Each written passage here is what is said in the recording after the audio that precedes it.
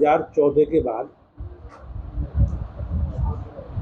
जो भी एनडीए के घटक दल हैं, हम सबको साथ लेके चल रहे हैं।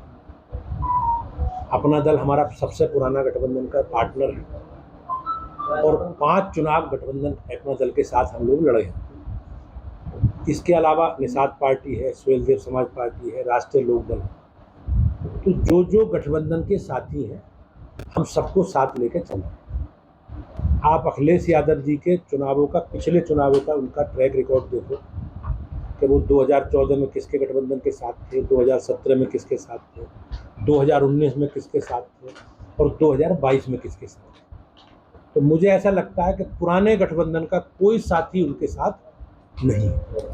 माननीय अध्यक्ष जी, एक सवाल मैं पूछना चाहता हूँ कि ये वोट चोरी वाला जो मुद्दा जो चल रहा है, बहुत ज़्यादा इसको उठाया जा रहा है विपक्ष के द्वारा, इसके बारे में आप क्या कहना चाहते हैं? हमारे यहाँ देश में लोकतंत्र की जड़ें बहुत गहरी हैं और निर्णय जनता करती है, अंतिम निर्णय जनता करती है। इस प्रकार के बयानबाजी करके जनादेश का अपमान करना, मुझे लगता है ये लोकतंत्र के लिए हित में नहीं है। ऐसा है नहीं कि सारे चुनाव भाजपा जीती हो, कई राज्यों में हम चुनाव हारे भी हैं। वो ईवीएम का मुद्दा भी उठाते हैं। कई राज्यों में चुनाव हारे भी हैं और जीते भी हैं।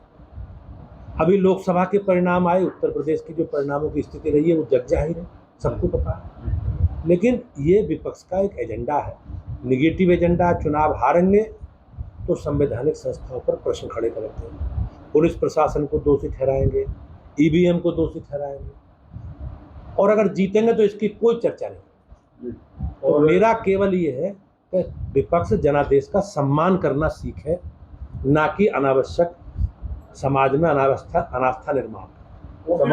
समाजवादी पार्टी के राष्ट्रीय महासचिव रामगोपाल यादव जी का ये बयान है कि वो बोलते हैं कि 18,000 एफिडेविट हम जनता की तरफ से दे चुके हैं।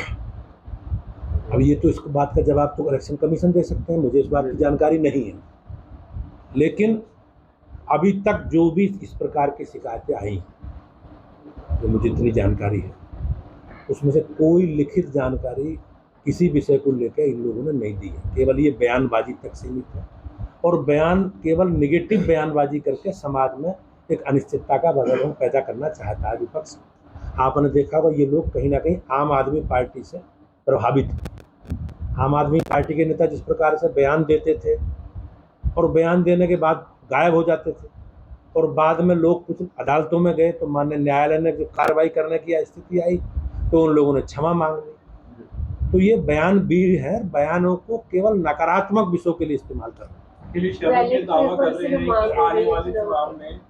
आने वाले चुनाव में इंडिया गठबंधन का एक भी वोट नहीं काट पाएंगे।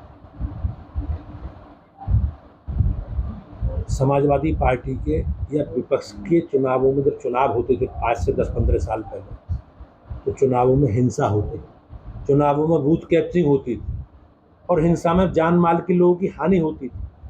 आप 10 सालों की घटना बताएं जिसमें कोई चुनाव में हिंसा हुई हो, कोई बूथ लूटने की शिकायत मिली हो, इस प्रकार की अराजकता करी हो। तो ये बूथ के लुटेरे यही लोग हैं और अब इन्हें अवसर मिल नहीं रहा, इसलिए चुनाव की प्रक्रिया पर ही प्रश्न खड़े करना।